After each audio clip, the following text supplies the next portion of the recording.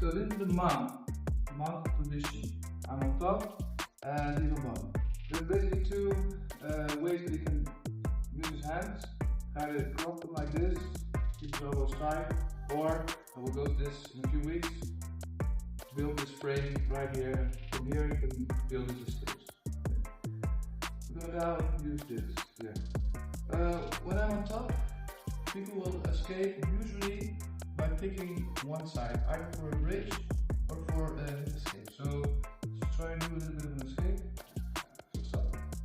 Okay, now everybody can see that his face is turning this way, and eventually he will also escape by bringing his butt out and then turning. Yeah, like that.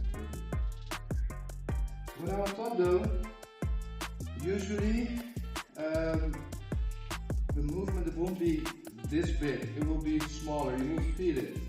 And what we're going to try and do is, when he starts to turn to one side, is, yeah, go one side, and you're going to block his head and turn it the other way. Keep turning to the side that you want it to go to. And it's very hard for him to move here. Okay. And if you switch the sides, then I'll turn his face the other way around. Here. So what this does, when he's turning, and I'm blocking his face and he's trying to turn into it, it's very hard to do. Yeah. So just by controlling where he's looking, I can keep him in place better. And I can turn his head using my hands, which is a good option. But you will notice that when I'm using my hands, it might slip, and you can go that way anyway. It's better to use something that is closer to my body, for instance my shoulders, the chest, or even my face. Yeah, so at first, yeah, you might turn, and I might be able to use my hand, but then I prefer using my chest here. Yeah, so now switch the sides. I'm going to do it like this, turning. This will be the first exercise. So sometimes you can use your head also to turn his face, but here's a little bit of a risk. If he switches on the sides and your face is still there, you might give him a little bit of a kiss. And well, if the referee doesn't see it, legal. So what we'll do now is the person on bottom will stay in this position. You're gonna try and make contact, and he's gonna pick a side, one left or right, doesn't matter. And you're gonna turn his face all the way around, and when he starts to move the opposite way, you're gonna turn his head. Each time you're gonna move his head, using your shoulders, using your hands, your chest, your face, to keep his face directing the other way that he's trying to move. Okay? Sometimes when they are a bit further, they try to catch your foot. So just do the escape to the side, and I'll stop here. Yeah, the foot is inside. Hold like this. This is usually a very bad spot for me to be in, and if I stay in here, he's most likely going to shrink a bit more, push my knee through, and then escape to guard, or sometimes even sweep. So what I want to do here, I'm a bit late now. Take that foot again.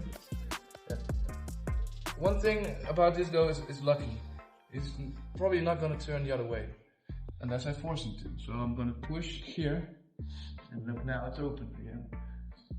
Sometimes if they turn themselves, they'll open. Otherwise I'll try and to the side. I'm pushing here, using my chest, on my face. Now I have to get my second foot in and get to the stop position and go here again. Yeah? So we'll try this. We'll start in this position. This is what we call quarter mount. Next up for him to improve this position will be half mount or half guard. So we'll start here. Just do this a couple of times as a technique. Turn his face, and remember guys, the closer you are to your body, the more control you'll have. So at first I might have to use my hand for my forearm. Sometimes you might even have to do this. Try and control them using your chest. Here. Now, bring in the second foot and open again. Yeah, so this will be a technique in this case. As long as his elbows are below his shoulder line here, he is strong with his arms. And which means that he has space here. This space here from his elbow to his shoulder is protected. Yeah, so his lungs are usually here. You can breathe happily. What I want to do is I want to move his arms above his head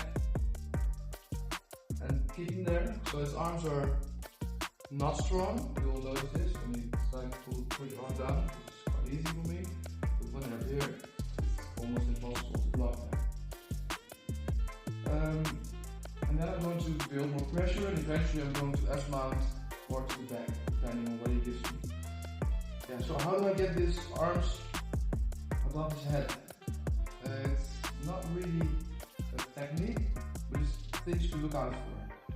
You can either control his elbows, and at this moment he's giving his elbows a bit more, or when his elbows are closer, his wrists are becoming more available. So on top, you have to be, can I hook the elbow here? No. So then I have to go for the wrist. And when the wrist is near, I can hook and walk up. Second one is, yeah. When the elbows are more out, firstly, I like to lock here with my hand and push from this position up. But notice that I'm not pushing like this, with my elbow out, with my elbow in. My elbow's in, especially if it's on my head, there's a lot of force coming in. Same thing, I cannot use my hand, I'll look with my underarm under the elbow, and when it's close to my body, I'm gonna move it up like this. Brace, get a tight package, walk a bit more. This arm might be like this or this, it doesn't matter, both is protecting it. The second arm, I can do it the same way. Usually it's a bit easier because there's less popping here. Or I can start to put my chest on his face, take away some air, which he doesn't really like. And usually they'll try to push me off a little bit, which gives me the second arm. Or I'm trying to go for this T-lock right here.